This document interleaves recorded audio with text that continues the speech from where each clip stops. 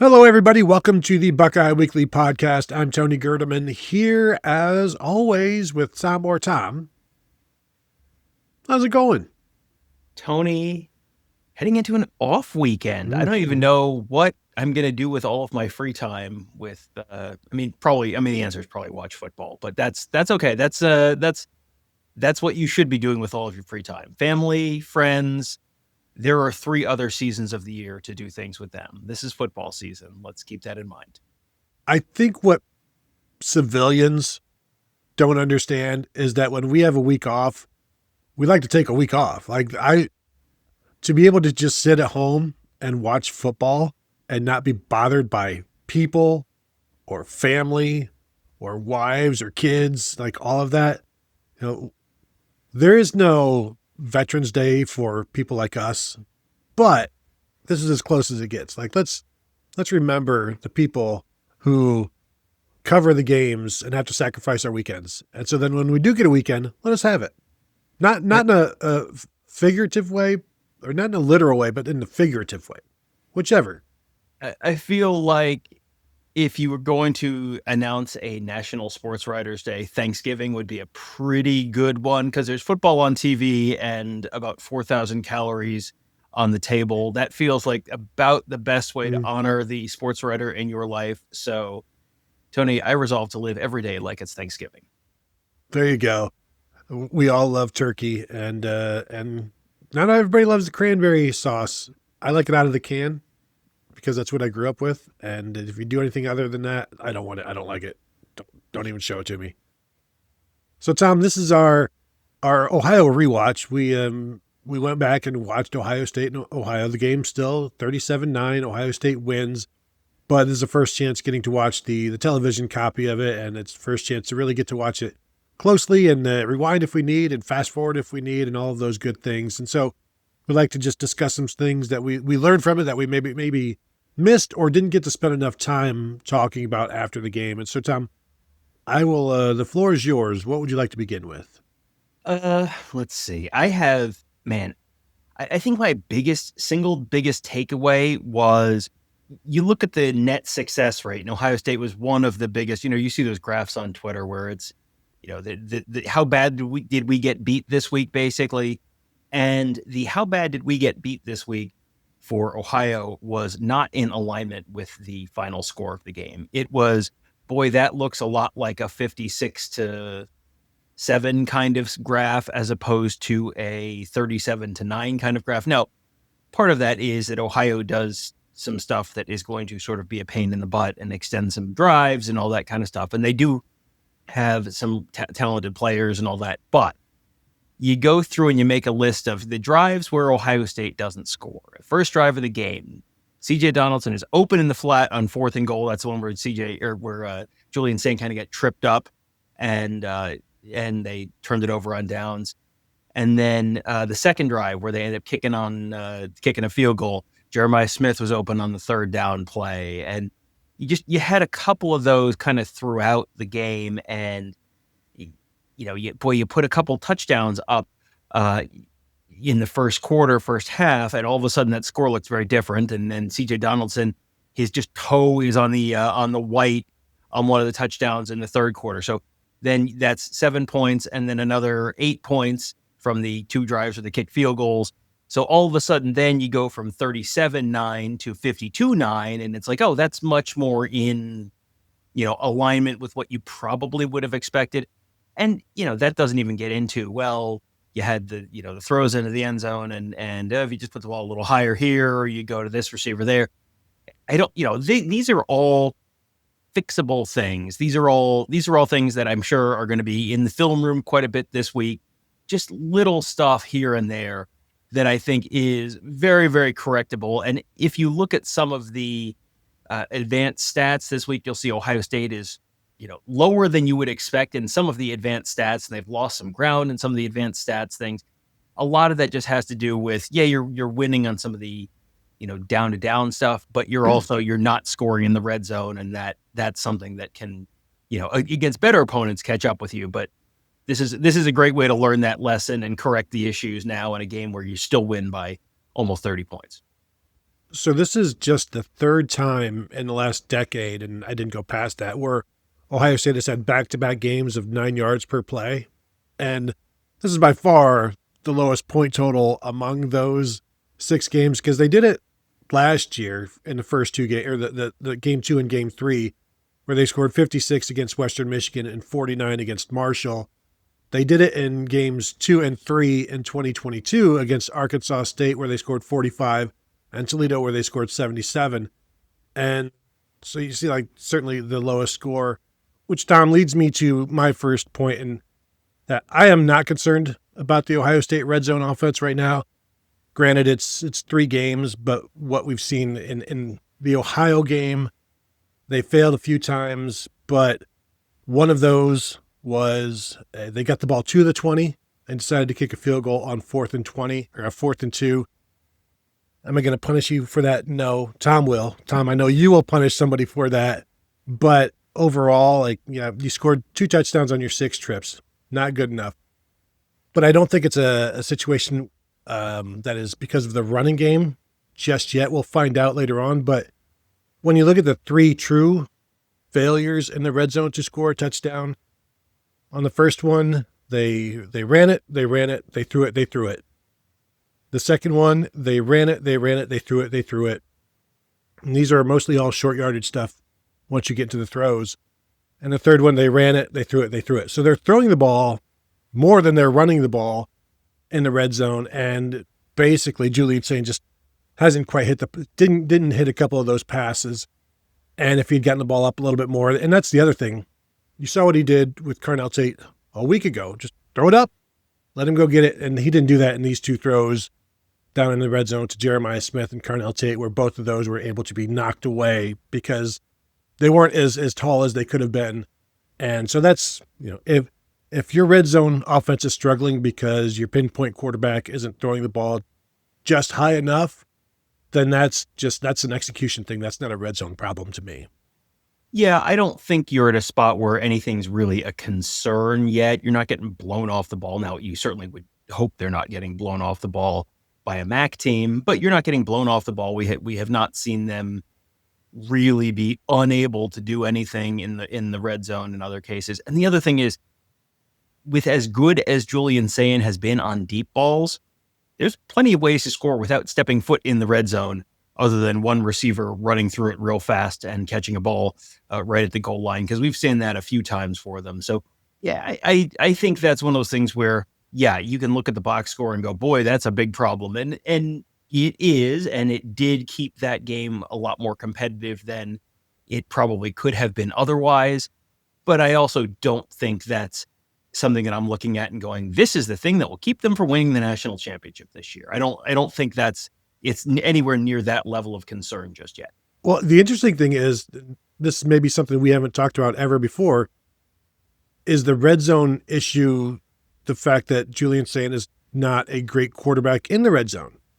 Because even his red zone touchdown to Max Clare was a scramble where Clare knocked his defender down and got open, and then Sain came out and got him. Sain got sacked on that first one when he tried to scramble and somebody was going to be breaking open. He missed C.J. Donaldson in the flats. Couldn't stop. People are saying he missed him. It's like, well, you try looking through a right tackle and a defensive end when you're 6'1", maybe, in a direct line of sight of the outlet guy and see if you see him. So there's that, but I'm not. He's played too well for me to say, well, what if he's not a guy that you can trust in the red zone? I think that's been the bigger issue than the running game aspect of it. Well, and that kind of brings me to my next point, which is something that it happened on exactly one snap. So I think it then just kind of got forgotten during our post-game show. But they brought in Lincoln Kienholtz for the Lincoln Kienholtz package, which was a design quarterback run. And we have certainly seen this over the years. There was the Tate Martell package. There was the Devin Brown package.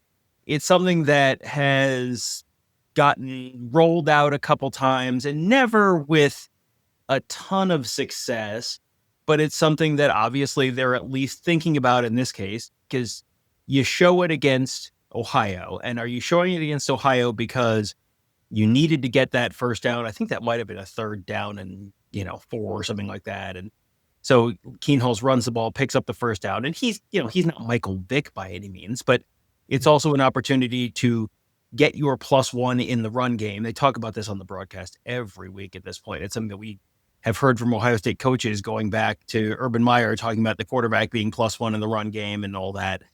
So if you have a quarterback who can run, that certainly helps. It certainly gives you the opportunity to do some different stuff. So, but it also, Lincoln Kienholtz is actually a quarterback, and it maintains the opportunity to also throw the ball. So, I guess my question to you, Tony, is it didn't work. This is a little like Tobias Funke, talking about, people with certain approaches to marriage. It's like, well, I talk to people about this all the time, and it never works, but it could work for us. So, like, is this one of the things where the fill in the blank backup quarterback package? No, it never works. But what about this time? Perhaps. Now, I will say he looked comfortable doing it. Mm-hmm. And Ryan Day did say he has the entire package available to him, which makes it more interesting than just you're just the running guy. And everybody knows that you're going to run it. At some point, he has to throw it and show that you can't just expect him to run. Then it becomes even more dangerous as a runner because you have to respect that. So I do think they're going to, well, Tom, was this something they threw in there just so Washington would have to worry about it and then not show it? Like, well, we better prepare for this. And then Ohio State's like, perfect. Lincoln, will see you in a couple of weeks, not at Washington, but maybe against, Minnesota or at Wisconsin. I think that's some level of thinking ahead that could be done, but also you want to see what it looks like. And I think, the one play, it worked. Yeah, it definitely worked. And I think there's a very strong possibility that they put it out there and it's just okay, now everyone has to spend a little bit of time preparing this, and you're going to waste 20 minutes of practice at least once going through how do you defend this, and you're spending time with your coaches and all that kind of stuff. So a lot of times it's that kind of gamesmanship, because otherwise, why bother putting it on film? Now, Tony, do you remember where Lincoln Kienholtz was committed before he flipped to Ohio State? The University of Washington. He sure was. So, if you were going to do this and have this be a Cardinal Tate going home to Chicago, and so you throw to him a bunch, we were expecting that with Will Kazmarek last week, and it did not turn into the Will Kazmarek game by any means. But, is that something that they're considering? Probably not, but it's something that, they have considered at times in the past. So maybe that, that's something that factors in some way. But my inclination is that you're right. And it's probably you put it on film, you make people spend time preparing for it. And then, you don't see it this week, and you don't see it obviously this week because they're not playing, but you don't see it at Washington. You don't see it against Minnesota, but then, hey, it's 3rd and goal at Illinois, and you've got, you see it then. It just feels like, in terms of running the read option, if you're not comfortable having Julian Sayin pull it and potentially take a big hit because you really need him to play quarterback, you got another guy who can step in and do that, but also maintain that threat of the pass. Although being from out west like Lincoln Kienholtz is, maybe he's going to have family at that game. I mean, it's only a 20-hour drive from Pierre. That's basically right next door in North Dakota talk. That's crazy that it's basically like us driving to Miami. It's like it's right next door. It's just, just a short little drive. But it's something that they can continue to expand on. I think both Brian Hartline and Ryan Day like that. Well, we'll stick with the offense on this one because I do think that there is a role for all three running backs in this offense. I think they each have a good job that they can do. I thought both James Peoples and CJ Donaldson picked up blitzes on touchdown passes in this game. The touchdown pass to Max Clare, that was CJ Donaldson. The touchdown pass to Jeremiah Smith, that was James Peoples stepping up in the hole. Or that may have been a wing blitz, nickel blitz, but they both did their job and allowed a touchdown to happen. So when people want to say Bo Jackson this, Bo Jackson that, don't forget things like that. And James Peoples averaging 6-7 yards a carry the last 2 weeks, did well in this one. CJ Donaldson as that outlet receiver as well. Frankly, Bo Jackson as the outlet receiver has done well. And just keep in mind that Travion Henderson last year averaged 9 carries per game. Okay? That's what Bo Jackson is averaging right now. And people want more than that, 17, 18 carries a game, something like that. Quinshon Judkins had 1 game of 17 carries last year. Everything else was lower than that. Travion Henderson never had more than 12 carries in a game last year. Now, there are going to be more opportunities for a third running back because Will Howard is gone. You're not going to have the quarterback run as much. So there's a role for all 3 of these guys, and they all do something different. And I don't think you should just move on from one or the other or just be like, come on, let's just see Bo. Let's just see Bo. It's a long season. They all do things, certain things differently and other things well. And that kind of, those kind of differences also make the defense prepare for each of those guys differently as well.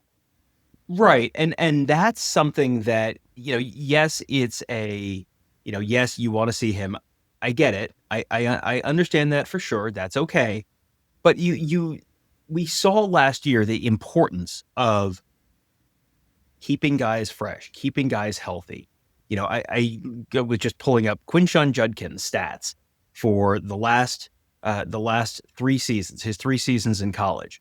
He played at Ole Miss. He played 13 games in each of his first 2 seasons, 274 carries, 271 carries. At Ohio State, 194 carries in 16 games. So we had basically 80 fewer carries in 3 more games. And guess what? Do you remember Quinshon Judkins against Notre Dame? How he had explosive plays, had that long breakaway run at the end of the beginning of the second half. He averaged 9.1 carries against Notre Dame. The previous years, his final 5 games, 4.4, 3.4, 3.6, 4.3, 3.1. The last 2 games of his freshman season, 4.1, 4.0. Like you have to keep these guys fresh. If you run guys into the ground, you're not going to be able to. They're not going to be healthy. They're not going to be 100% at the end of the year. If everyone's beat up at the end of the year and your running backs are less beat up during the course of an individual game or just over the course of the entire season, that's an enormous advantage. So, and also, I don't think you can just look at Bo Jackson and say, well, if you multiply his carries by 3, you will also multiply his yards by 3. No, that probably is not exactly how that works. And you have guys set for different roles. CJ Donaldson is a different back than James Peoples and a different back than Bo Jackson. Like they have different spots, and they've all been effective in their own way. James Peoples, I know everyone was ready to kind of like cut bait on James Peoples a couple weeks ago.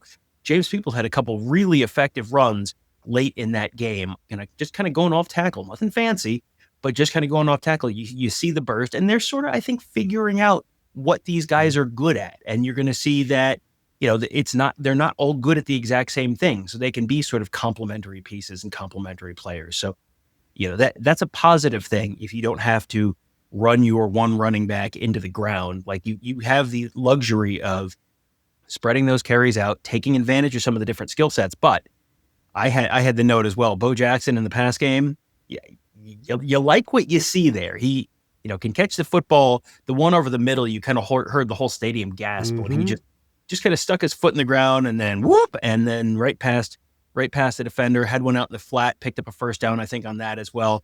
If you could have 2 completions or 2 receptions and they both go for first downs as a running back, that's an enormous asset to just be able to have that easy, just check down. Okay, the deep shot's not open.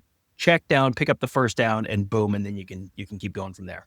They also drew up a rollout throwback wheel route to CJ Donaldson that was covered, and so they dumped off to the tight end. So they're looking to involve the running backs in the passing game just like they did last year, and with the guys they got, why not? Another guy who I think we need to talk about a little bit on the offensive side of the ball, who is not, you look at the stat sheet, it's like, is he still on the team? Brandon Inniss. I think Brandon Inniss needs a little more credit for the stuff that he's doing that does not show up on the stat sheet, because you'll hear people talk about his blocking, and his blocking is great. He's a very, very good blocking wide receiver. And if you have a Jeremiah Smith and you have a Carnell Tate, and you can also have a guy who can really block on the edge, and set up some of those long runs and maybe set up a longer yard after catch with one of the other guys. That's an important thing. A little thing that I think showed up that got completely lost was, do you remember when there was that kind of pushing and shoving with Jeremiah Smith and then the Ohio defensive back? Who was the guy who jumped in the middle of that and broke it up and kept it from, I don't know if anyone was going to throw a punch and get kicked out of the game or get suspended. I don't know. But Brandon Ennis jumped right in the middle and broke that up. That was, that's one of those, like, why is he captain? Because he's a smart, mature player who makes good decisions. Like, that's an important thing. Had a nice punt return in the third quarter when it was still 16-9 and they really needed some field position. He's doing a bunch of little stuff right now. I think the passing stats will eventually show up on the stat sheet, but right now there's a lot of little stuff that he's doing that I think is kind of getting lost for a lot of people. One of those things is just running his routes correctly and keeping the spacing as it is designed. And that way, when he does lure a safety inside or down to him, then they can go over the top and hit Jeremiah Smith or Carnell Tate for a touchdown. Those little things. Also, if you watch him, he's been open. He's just not early enough in the progression for it to matter, because the earlier guys, being Carnell Tate or Jeremiah Smith, are also, let's throw them the ball. So the sooner they would, the sooner they can put him in the progression, I think you'll see that he'll get the ball. He'll do well. I still want to see what he can do after the catch. But Brian Hartline said the same thing on Tuesday. His catches are going to come. Don't worry about that. They'll, and I think he also realizes, Hartline himself, and said it, they need to play more. He needs to play more wide receivers and maybe get more of those guys involved. And sometimes you just have to move the progression up and have plays designed for Brandon Ennis. Just kind of like they're doing a little bit with Max Clare as well, because I think they're focusing some more on him in this one. Tom, can I move to first, one last thing on the offense. Carnell Tate in the open field is a fast dude, and we don't get to see enough of that because he's usually catching the ball, moving the chains or whatever, and maybe getting tackled once he gets the ball. But once when he's in the open field or he's running towards the sideline, it's just interesting to watch him open it up and show what he can do with his speed. And one last thing, Carson Hinsman he was really good in this game. Very solid. He'll seal off the nose tackle and then go get a linebacker to help the running game. Snaps have been, I know I shouldn't say it, the snaps have been fine. Everything that he's doing seems to be working well. There's only one spot on the offensive line that looks to be an issue right now, and that's right guard with Tegra Shabola. And I'm interested to see what happens in this off week there at that spot.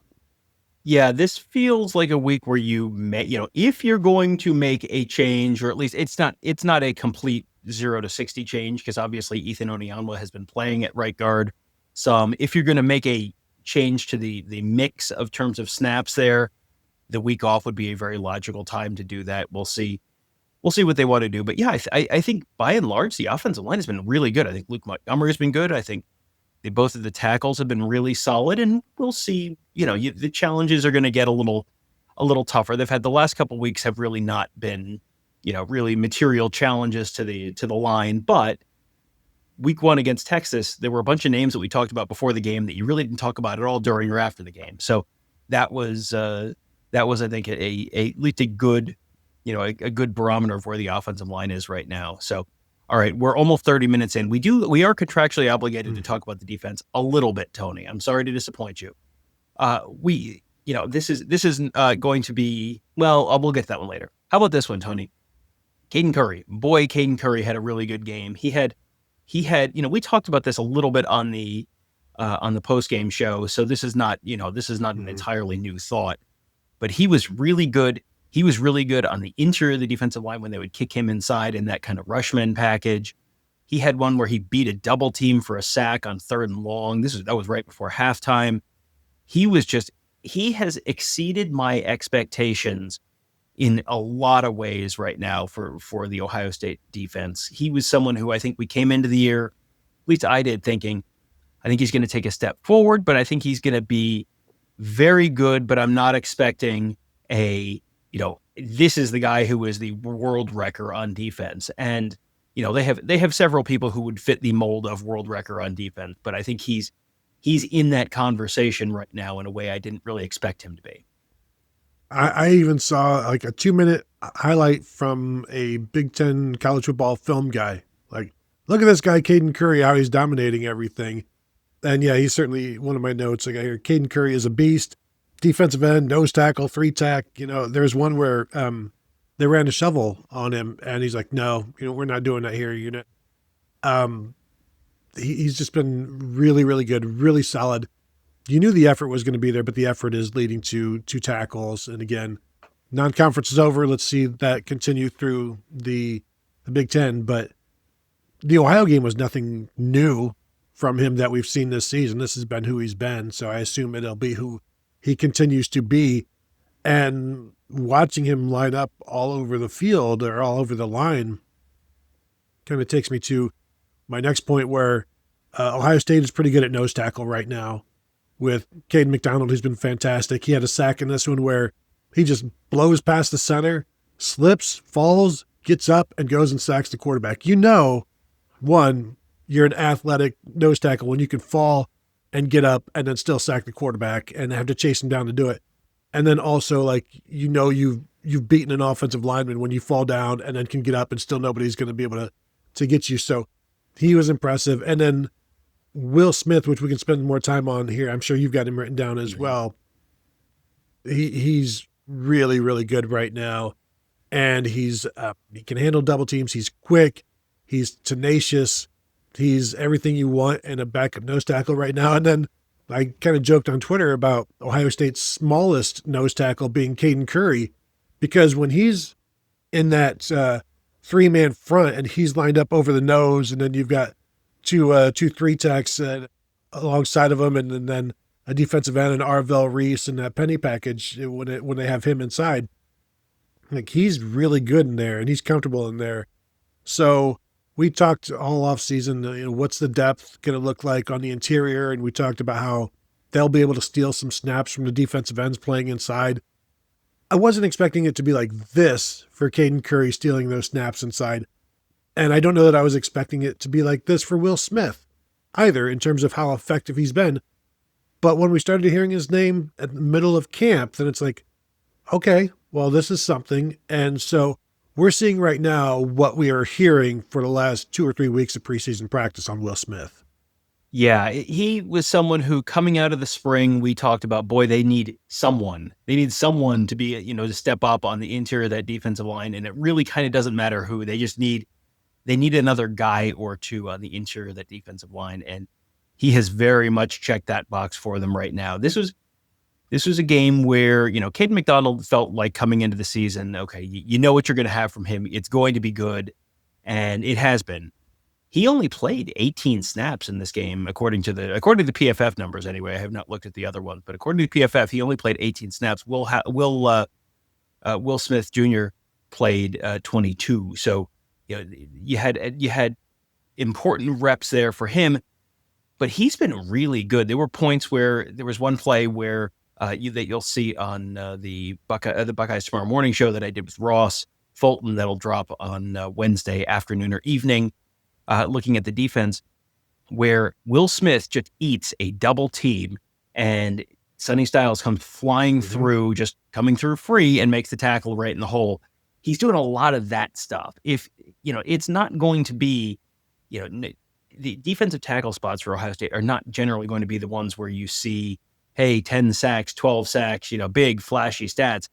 A lot of times, you are just occupying a couple blockers and you're keeping them from getting to other guys. You're keeping them from getting to the second level and, on zone plays. I mean, there's a bunch of that just little stuff that he has really come a long way, even since the spring. And that's one of those, for years and years, we talked about Ty Hamilton being the most underrated player on the Ohio State team. I could see us having that conversation about Will Smith later this season, next season, whenever it is, where you look at the stats and you kind of go, but you look at the actual on-field impact, and he's someone that no one's really talking about, or no one's really been talking about. You're hearing it a little more this week, but he feels like he's going to be taking on a bigger and more important role as they head into Big Ten play and have to take on some better offensive lines.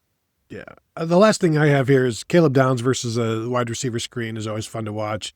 There's one where he's lined up like 12 yards deep, and on the snap, he just comes crashing down and stops it for a 1 yard gain. And frankly, Jalen McLean does the same thing. And those two guys can be lined up 10, 15 yards back, and they're at the line of scrimmage at the same time as the ball somehow. So those two guys working well together. Tom, what else you got? You got anything else? I had a different Caleb Downs play where I think it was just an off-tackle run where they sort of spilled it outside, and he was 13 yards off the line of scrimmage at the snap and tackled the ball carrier for a 1 yard loss, I think. But, I think the biggest thing overall to me with the defense right now is they're doing so many different things. They're mixing up the fronts a bunch. They're really disguising the coverages a bunch. And that involves guys being in the right place. And, you're showing one thing and then everyone's got to go flying around and be in the right spot. And you can't get lined up pre-snap because you're disguising your coverages. The only big play Ohio hit, the coverage was fine. You had a single high safety in Jalen McLean. Lorenzo Styles Jr. was right there. The receiver just made a nice catch and then Styles couldn't get him to the ground. But it wasn't, you didn't have coverage busts there. You didn't have, it was a very sound defense all game long. And with as much as they're asking these guys to do, it's really impressive that they're able to play just very sound football and not have busts, not have, oh, sorry, I forgot I had the deep middle or whatever. I went the wrong place. You're not seeing that really. It has been a very, very impressive, just sort of structural performance by the defense so far. Yeah, they're moving the moving parts. And it's well oiled as all moving parts need to be, but you'll see them like Ohio and Parker Navarro or the other Ohio quarterback would like survey the defense and be like, okay, let's do this. And they would do that. And then the safeties would switch or, then the movement. So these guys are moving at the snap. And so then they have to wherever they need to go at that snap, they're doing it. And we've seen Ohio State defenses where the communication was pitiful, basically. And you could tell because of the confusion and the big plays.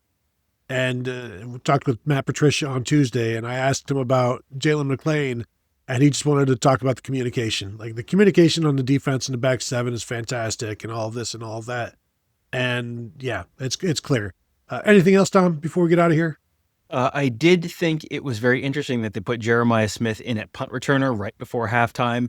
They also, I don't know that I've noticed this on the broadcast, but watching live, they had doubled one of the gunners, the gunner that would have been at the top of the TV screen.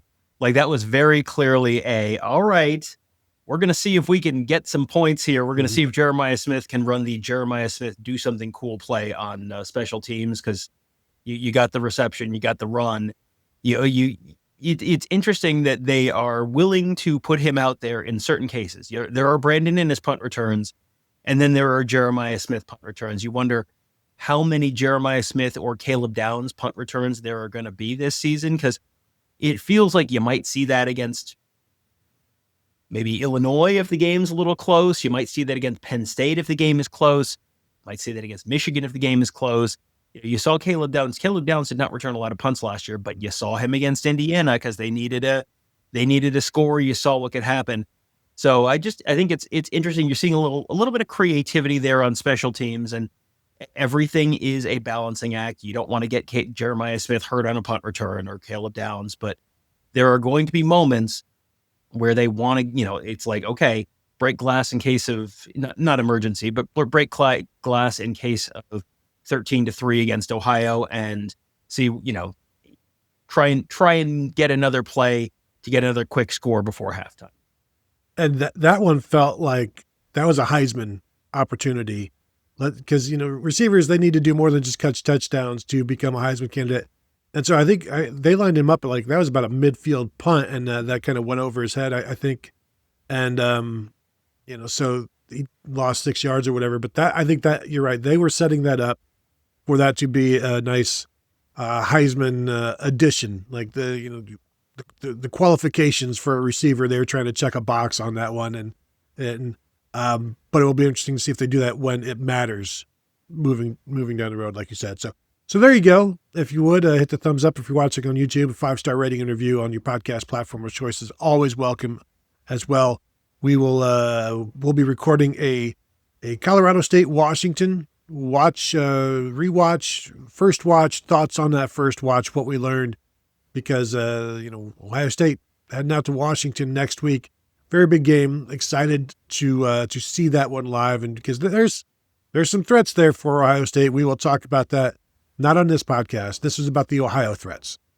Next time we'll talk about the Washington threats. And of course, we'll be talking about all of these things at BuckeyeHuddle.com on the Buckeye Huddle message board presented by Jeff Ruby's Columbus. So check us out, find us there, and we will talk to you all later.